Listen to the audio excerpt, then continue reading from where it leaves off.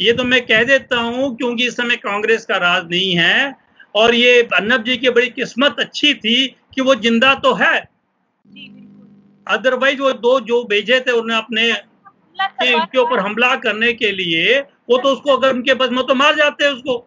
जो सोनिया गांधी चाहती थी वो अर्नब गोस्वामी करने ही नहीं दे रहे थे उसको। और यही कारण था कि 16 तारीख का इंसिडेंट है, 20 तारीख तक बिल्कुल शांत रहे। उन्होंने इसको बिल्कुल भी मीडिया में एक्सपोजर नहीं दिया, जबकि इनकी पुलिस वालों की एवरीडे मीटिंग्स होती है, रिपोर्टिंग होती है। ऐसे इंसिडेंट्स को they should immediately report to the media people and the local media should have brought it to the national media. इस केस में सभी ने हश हश वे में काम किया है, उसको बिल्कुल कूल डाउन करने की कोशिश करी है। और देखिएगा, एक चीज बता दूं आपको, सोनिया गांधी की मेंटालिटी शुरू से ये रही है कि she has got the least faith on Hindus. उनका सारा फेथ जो था वो सिर्फ माइनॉरिटी के ऊपर था, जिसके अंदर टोटल पॉलिटिक्स जो सोनिया गांधी की थी वो ये चाहते थे हिंदुओं के खिलाफ एक नया फ्रंट खड़ा किया जाए along with the Congress party. अगर ये सारे जने इकट्ठे मिल जाते हैं तो they will always be A winner in the elections. परंतु उनका ये फॉर्मूला भी लगभग फेल हो गया जब उन्होंने देखा 2019 के अंदर भी they can not come into the power with the required strength. तो मतलब कहने का ये शेर मरने वाला होता है वो धारना शुरू कर देता है। अब ये कांग्रेस बिल्कुल निराधार हो चुकी है, धरातल पे आ चुकी है, इसका कोई अस्तित्व नहीं रहा है। जब किसी चीज का अस्तित्व नहीं रहता तो बहुत ज्यादा अदगल घगरी छलकत जात वाली बात है। इस समय बहुत शोर मचा रहे हैं, इनकी शोर मचाने कोई असर नहीं होगा, बल्कि this point will go in the favour of Arnab Goswami. कि साहब देखिए, the malafide intention of the police commissioner, the motto of the investigation or the interrogation was to harass me, to derail my daily routine work, to derail my channel activity also. It was not with a sense of interrogation. It was with a sense to harass me, to antagonize me at the instance of the Congress party. तो जो भी इस समय police commissioner कर रहे हैं, the police commissioner जो महाराष्ट्र के हैं, he is a tool in the hand of Congress. And mister Anil जो के देशमुख जी हैं वो उनको प्रोटेक्ट कर रहे हैं, and they are giving the full safety and protection also. क्योंकि जो काशीनाथ चौधरी थे वो एनसीपी के मेंबर थे, जो कि मौके पर थे, वो भी इन्वॉल्वमेंट है इस केस में। एनसीपी इन्वॉल्व है, कांग्रेस इन्वॉल्व है, कम्युनिस्ट पार्टी इन्वॉल्व है, उनका जो काश्तकारी संगठन है जो प्रदीप उसके इंचार्ज है वो इन्वॉल्व है। ये सब लोगों ने मिलकर के एक ज्वाइंट फोरम बना लिया है, फोरम बना करके उस इश्यू को बिल्कुल रफा दफा कर रहे हैं। और मेरे हिसाब से this is the most fittest possible case for being referred to the CBI. परंतु जो हमारे उद्धव ठाकरे जी हैं बिल्कुल नहीं होने देंगे। उनको पता अगर एक बार ये केस सीबीआई में चला जाता है तो एक एक चीज खुल के सामने आएंगी, हर एक चीज की परतें खुलेंगी। जब परतें खुलेंगी तो ये बिल्कुल नंगे हो जाएंगे, कांग्रेस वाले नंगे हो जाएंगे और आपके एनसीपी वाले भी नंगे हो जाएंगे। और वहां पे इस लार्ज स्केल के ऊपर कन्वर्जन जो हो रहा है वो भी सारा पब्लिक को पता लगेगा। वहां पर 10 सालों में 7 चर्चें बन गई हैं, बताइएगा। और वहां पे पालगढ़ के अंदर से 68,000 की पॉपुलेशन है और 37 मस्जिदें हैं वहां पर। इतनी ज्यादा वहां पर माइनॉरिटी डेवलप कर रही है, पूछिए मत। They have got the complete protection of the ruling party, जिसमें कांग्रेस एक जो हिंदू है इस देश में, they are third grade persons. ये सोनिया गांधी कहना चाहती है, एक मैसेज देना चाहती है कि कांग्रेस के पार्टी के पास हिंदुओं के लिए कोई किसी किस्म की हमदर्दी नहीं है, कोई स्थान हिंदुओं के लिए नहीं है। अगर कांग्रेस पार्टी इस देश में किसी के लिए कार्य करती है तो वो सिर्फ माइनॉरिटीज के लिए करती है, सीपीएम के लिए करती है, कम्युनिस्ट पार्टियों के लिए करती है, नक्सलाइट अर्बन एग्जैक्ट्स के लिए करती है। कांग्रेस ने हमेशा जो है ना एंटी नेशनल एक्टिविटीज का साथ दिया है। बाल साहब ठाकरे थे, उनके यहाँ उनको तो हर हिंदू देश का नतमस्तक होता था, इज्जत करता था। बल्कि मैं भी उनको तहे दिल से बहुत ज्यादा उनका रिगार्ड इज्जत करता था। उनके मोस्टली प्रवचन सुनाकर उनकी एक्शंस को मैं देखा करता था, पूरा विजिलेंट था उनके लिए। I had got a very good regard for him. पर उद्धव ठाकरे ने तो आकर उसके नाम को इतना बट्टा लगा दिया कि हमें शर्म आती है। अब हम कहते हैं कि ये उसका लड़का है बोल करके। अगर तुझे पावर इतनी ज्यादा प्यारी थी तो जाके पैर पकड़ लेता मोदी जी के, वो बना देते तुझे सीएम।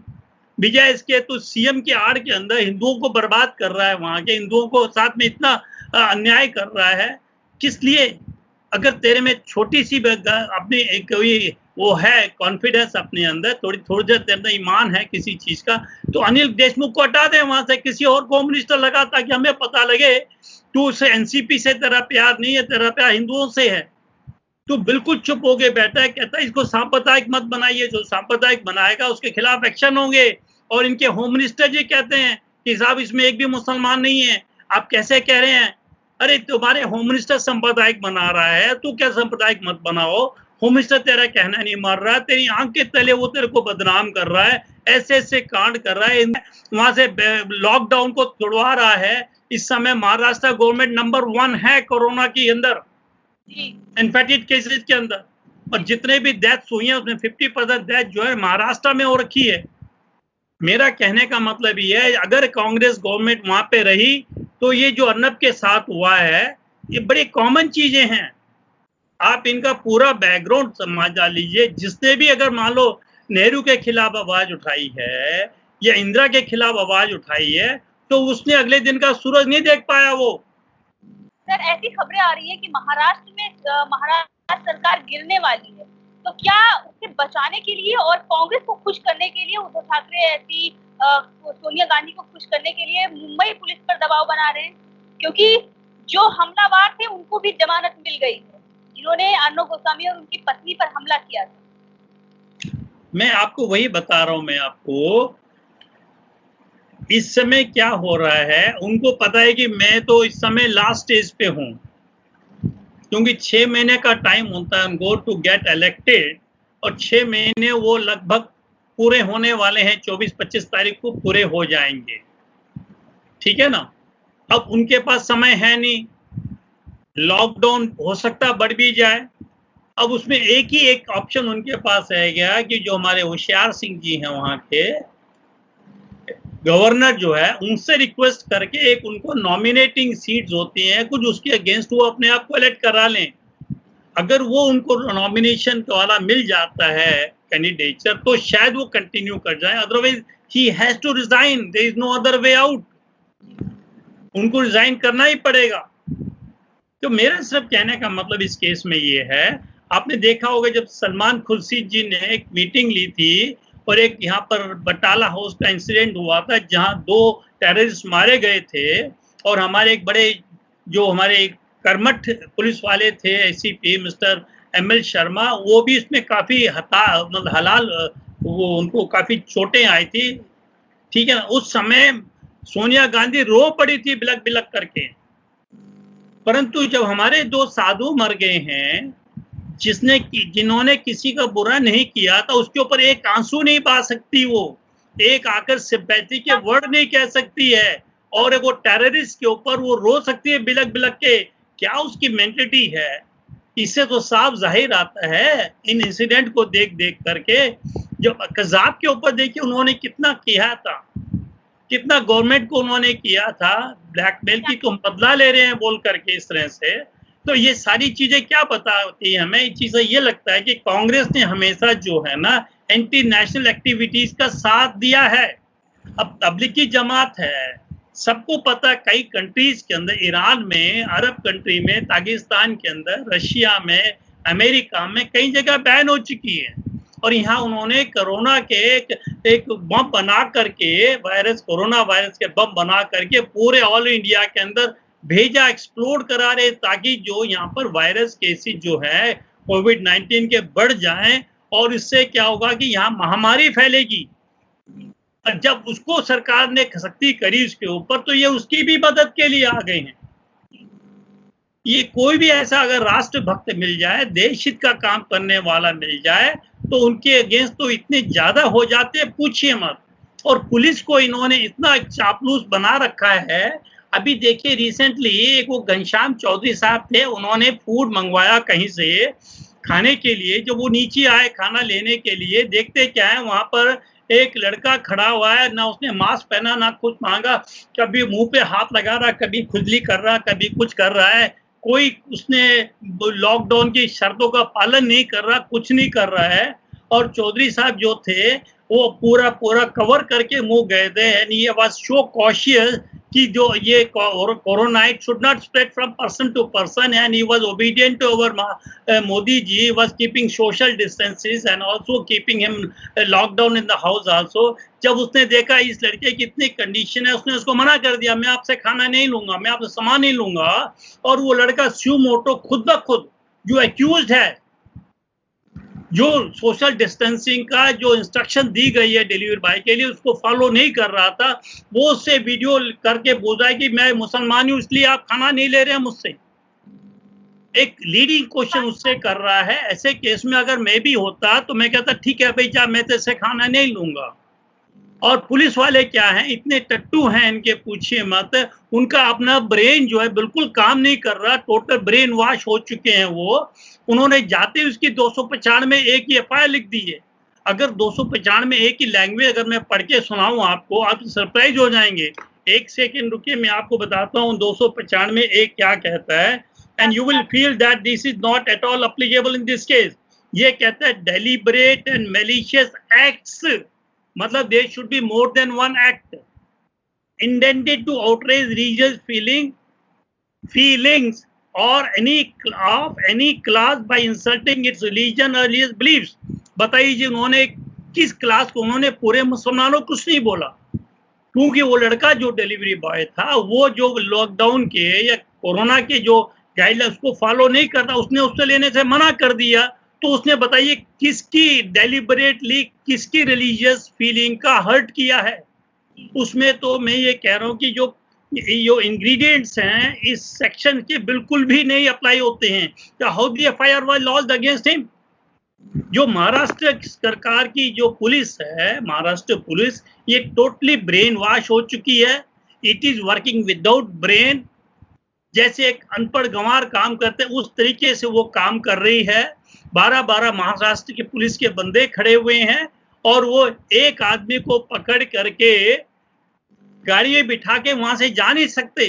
जबकि यहाँ पटियाला उसमें देखते हैं, हाई कोर्ट में देखते हैं, 2 पुलिस वाले होते हैं, वो भी किसी ने कॉर्डन ऑफ करके उसको चारों तरफ घेरा डाल करके मुजरिम को सेफली निकाल के ले जाते हैं। और वो 12 पुलिस वाले क्या इतने अनट्रेंड थे कि वो एक आदमी को वहां कमरे से निकाल करके जो फॉरेस्ट की चौकी थी गाड़ी में बिठा के वहां से नहीं जा सके थे। That was a totally cooked up case. जो हिंदू है इस देश में, they are third grade persons. ये सोनिया गांधी कहना चाहती है, एक मैसेज देना चाहती है कि कांग्रेस के पार्टी के पास हिंदुओं के लिए कोई किसी किस्म की हमदर्दी नहीं है, कोई स्थान हिंदुओं के लिए नहीं है। अगर कांग्रेस पार्टी इस देश में किसी के लिए कार्य करती है तो वो सिर्फ माइनॉरिटीज के लिए करती है, सीपीएम के लिए करती है, कम्युनिस्ट पार्टियों के लिए करती है, नक्सलाइट अर्बन नक्सलाइट्स के लिए करती है। अब मैं आपको बताता हूं, मैं अभी आप देखिएगा, अभी मैं आपसे बता रहा था कि जो इन्होंने वो बनाई थी नेशनल एडवाइजरी कमेटी जो थी, एडवाइजरी बॉडी जो एनएससी जो थी, जिसके अंदर पूरी गवर्नमेंट रूल करती थी। और पीएम जो हमारे मनमोहन सिंह तो रबर स्टैम्प्स थे। सारे ऑर्डिनेंस, सारे एक्ट, जैसे कम्युनल वायलेंस एक्ट भी वो बना के ला रहे थे, वो भी इसी नेशनल एडवाइजरी कमीशन का ही बनाया हुआ था। जो बिल बना रहे थे वो, इसके अंदर हर्ष मंदर कौन था जो ये कह रहा था मुझे सुप्रीम कोर्ट की परवाह नहीं है, हम पार्लियामेंट को नहीं जानते। उसके बाद गडगिल माधव कौन है, एन सक्सेना कौन था, अरुणा राय देख लीजिए आप, and Jean Dreze, AK Shiva Kumar, Farhan Naqvi, Pramod Tandon, Narendra Jadhav, ठीक है जी, मेरा चटर्जी, स्वामीनाथन, कृष्णमूर्ति, रामदयाल मुंडेर, अनु आगा, नारायण फ्रैंको गोचे, ये कौन है बता दीजिए। they are all belonging to those minority persons, and kindly see who is this Ambika Soni, Oscar Fernandes कौन थे, मैग्रेट अल्वा कौन थी, AK एंटोनी कौन था, वाल्सन थम्पू कौन था, जॉन डॉयल कौन था, कांचा आलिया कौन था, अजित जोगी कौन थे, पन्नाब राय कौन है, अरुंधति कौन है? ये सब जो है ना इनके बिल्कुल चेले चपाटे थे। which shows clearly कि Sonia is working only for the upliftment country. वो उनको हिंदुओं से कोई प्यार नहीं है, and she is heading the Congress party. If we say that Congress party has got nothing to do with the Hindus in this country, and they will always do whatever they want only for the minority people, because there are lot of evidences, lot of document available to record which shows their conduct. Arnab के साथ जो पूछताछ चल रही है और sir जो उनके हमलावरों को छोड़ा गया, सर इसमें आपको क्या लगता है कितना जायज है तो बिठाना वहाँ? देखिए, मैंने आपको बताया ना एक चीज है, पुलिस की मेंटलिटी जब बिल्कुल ब्रेन वॉश हो चुकी है, वो अपने दिमाग से काम नहीं कर रहे हैं इस समय। अगर इस समय वो अपने दिमाग से काम कर दे, अगर मुझे वहां पे मैं डीसी होता या एसपी होता, मैं तो इमीडिएटली पूरा जो थाना है ना सस्पेंड भी करता, साथ में सबके ऊपर 302 की दफा भी लगाता। क्यों नहीं महाराष्ट्र पुलिस ने एक के ऊपर भी 302 दफा लगाई है? बता दीजिए मुझे, क्या जिस समय पुलिस में वो जाता है, क्या उनको एक अंडरटेकिंग प्लस लेनी नहीं पड़ती कि अपनी जान की मैं वो लगा करके बाजी पब्लिक की सेवा करूंगा, पब्लिक को प्रोटेक्ट करूंगा, और ये अपने ठाट से खड़े घूम रहे पब्लिक के बीच में, रॉडर्स के बीच में, लोग उस पर लाठियां मार रहे हैं, इनके ऊपर कोई लाठी नहीं चला रहा, कुछ चला रहा, बेचारे आराम से घूम रहे हैं, जैसे कि ये सुपरवाइज कर रहे हैं सारे लिंचिंग को। ऐसे के खिलाफ उसमें भी 2 आदमी को सस्पेंड कर रहे हैं। वाई नॉट द कंप्लीट थाना वाज सस्पेंडेड? अगर यही केस हमारी यूपी गवर्नमेंट के अंदर होता योगी जी के यहाँ, तो पूरा थाना सस्पेंड होता, और एटलीस्ट 4 या 5 जो थे डायरेक्टली जो इन्वॉल्व थे उन सबको उठाकर 302 की दफा लगती उनके ऊपर। They should have been arrested by now. और जो होम मिनिस्टर होता उस समय, उसको भी बदली कर दिया जाता। चाहे इस समय जो अनेक वो हैं, उनके जो एक्शंस हैं, अब देख ली, कुछ दिन पहले उन्होंने किस तरह से वधावन ग्रुप के जो 2 डायरेक्टर्स थे, उसको उन्होंने एक ऐश आराम करने के लिए, हॉलिडे बनाने के लिए, एंटरटेनमेंट के लिए वहां से महाबलीपुरम के लिए स्पेशल स्लिप इशू करी है। उन्होंने विनय दुबे जो था उसको किस तरह से, जो कि इनके अनिल देशमुख का काफी क्लोज था, उसको किससे परमिशन देके 1000 आदमी इकट्ठे करवा लिए उन्होंने। जब ऐसे 2 नंबर के काम एनसीपी वाले कर रहे हैं और कांग्रेस गवर्नमेंट को सपोर्ट कर रही है, तो क्या ये 2 साधुओं को वहां से परमिशन दे नहीं सकते? जाओ भी तुम गुरु की अंत्येष्टि में जाकर के हिस्सा ले लो। That shows their contemptuous action या intention against the Hindus, and that too against the saints and sadhus of our Hindu। ये टोटल जो है ना, ये मैं क्रैक्स में अगर आप मुझसे पूछो तो जो बाल साहब ठाकरे थे, उनके यहाँ उनको तो हर हिंदू देश का नतमस्तक होता था, इज्जत करता था, बल्कि मैं भी उनको तहे दिल से बहुत ज्यादा उनका रिगार्ड इज्जत करता था। उनके मोस्टली प्रवचन सुनाकर उनकी एक्शंस को मैं देखा करता था, पूरा विजिलेंट था उनके लिए। I had got a very good regard for him. पर उद्धव ठाकरे तो आकर उसके नाम को इतना बट्टा लगा दिया कि हमें शर्म आती है। अब हम कहते हैं कि ये उसका लड़का है बोल करके। अगर तुझे पावर इतनी ज्यादा प्यारी थी तो जाके पैर पकड़ लेता मोदी जी के, बना देते तुझे सीएम। विजय इसके तो सीएम के आड़ के अंदर हिंदुओं को बर्बाद कर रहा है, वहां के हिंदुओं को साथ में इतना अन्याय कर रहा है, किस लिए? अगर तेरे में छोटी सी अपनी कोई वो है कॉन्फिडेंस अपने अंदर, थोड़ी तेरे अंदर ईमान है किसी चीज का, तो अनिल देशमुख को हटा दे वहां से, किसी और को मिनिस्टर लगा, ताकि हमें पता लगे तू से एनसीपी से तेरा प्यार नहीं है, तेरा प्यार हिंदुओं से है। तू बिल्कुल चुप हो के बैठा है, कहता है इसको सांप्रदायिक मत बनाइए, जो सांप्रदायिक बनाएगा उसके खिलाफ एक्शन होंगे। और इनके होम मिनिस्टर जी कहते हैं कि साहब इसमें एक भी मुसलमान नहीं है। आप कैसे कह रहे हैं? अरे तुम्हारे होम मिनिस्टर सांप्रदायिक बना रहा है, तू क्या सांप्रदायिक मत बनाओ। होम मिनिस्टर तेरा कहना नहीं मार रहा है, तेरी आंख के तले वो तेरे को बदनाम कर रहा है, ऐसे कांड कर रहा है, वहां से लॉकडाउन को तोड़वा रहा है। इस समय महाराष्ट्र गवर्नमेंट नंबर 1 है कोरोना के अंदर, इन्फेक्टेड केसेस के अंदर, और जितने भी डेथ्स हुई हैं उसमें 50% डेथ जो है महाराष्ट्र में हो रखी है। मेरा कहने का मतलब ये है, अगर कांग्रेस गवर्नमेंट वहां पे रही तो ये जो अर्नब के साथ हुआ है ये बड़ी कॉमन चीजें हैं। आप इनका पूरा बैकग्राउंड समझ लीजिए। जिसने भी अगर मान लो नेहरू के खिलाफ आवाज उठाई है या इंदिरा के खिलाफ आवाज उठाई है, तो उसने अगले दिन का सूरज नहीं देख पाया। वो ये तो मैं कह देता हूं, क्योंकि इस समय कांग्रेस का राज नहीं है। और ये अर्नब जी की बड़ी किस्मत अच्छी थी कि वो जिंदा तो है, अदरवाइज वो दो जो भेजे थे उन्हें अपने के ऊपर हमला करने के लिए, वो तो उसको अगर उनके बस में तो मार जाते उसको।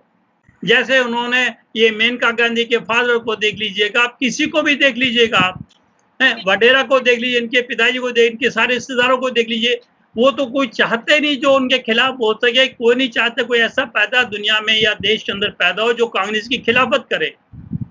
उन्हें तो सच्चा सिपाही चाहिए जो उनकी हाँ में हाँ मिलाता रहे, बस चुपचाप चलता रहे। मैं तो आपसे एक सेकेंड और लूंगा, ये जो मैं तो अगर किसी तरह से मेरे अगर वो सुन रहे होंगे अर्नब जी, तो मैं ये कहता हूँ कि वो इस बात के ऊपर ये अपने उद्धव ठाकरे से पूछें कि ये केस क्यों नहीं तुम सीबीआई को रेफर कर रहे हैं। यहाँ पे टोटल जो है ना जस्टिस का फेलियर है, लॉ एंड ऑर्डर की फेलियर है। जब लॉकडाउन था कैसे 200 आदमी वहां इकट्ठे हो गए हैं, कैसे 500 आदमी इकट्ठे हो रहे हैं। अगर वहां पे रूमर चल रही थी थीप्स की, बच्चे चुरा लेते हैं, उनके अंगों को निकाल कर लोग बेच देते हैं, तो वहां पर पुलिस पेट्रोलिंग क्यों नहीं हो रही थी? उन्होंने बता दीजिएगा कितने स्टेप्स लिए थे वहां पर, ये उनके फियर जो रूमर को खत्म करने के लिए। और 14 तारीख को भी वहां पे एक डॉक्टर के साथ भी बड़ा गलत हादसा हुआ था। 14 तारीख को डॉक्टर के साथ हुआ है और 16 तारीख साधुओं के साथ हुआ है। ये शोज की कितना वो है।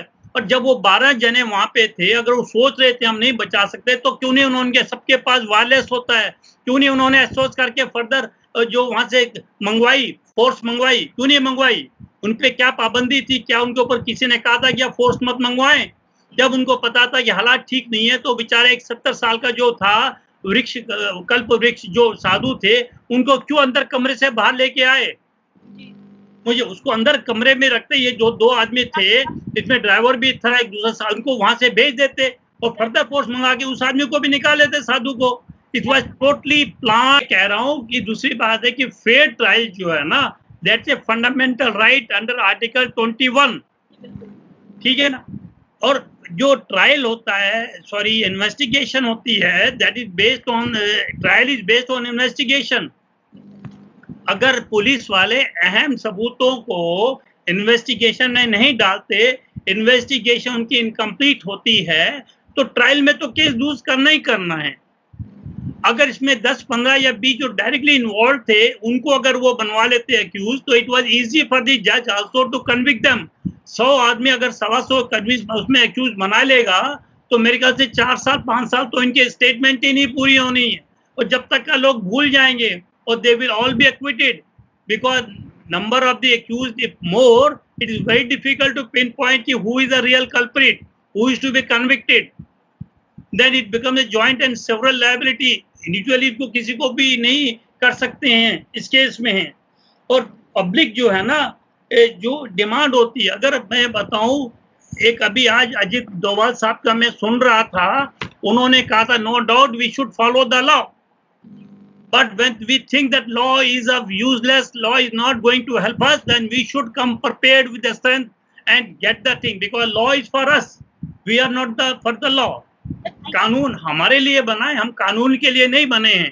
अगर कोई चीज ऐसी कानून के अंदर है जिससे कि हमारी लाइफ को, सेफ्टी को प्रॉब्लम आती है, तो हमें कानून को उसको बिल्कुल ओवरलुक कर देना चाहिए। उसके लिए we should have strength and then we should bargain with the government to get the things done in the right direction in the interest of the public. Sir, आपको बहुत बहुत धन्यवाद हमसे जुड़ने के लिए, और जो आपने कांग्रेस को बेनकाब किया है पालघर की घटना पर, और अर्णव ने जो क्वेश्चन किया था उसके बाद 10 घंटे से ज्यादा उनकी पूछताछ हुई, उस पर आपने कांग्रेस को बेनकाब किया। सर, आपको बहुत बहुत धन्यवाद और इन तमाम अहम जानकारियों के लिए जो आपने जनता को दी।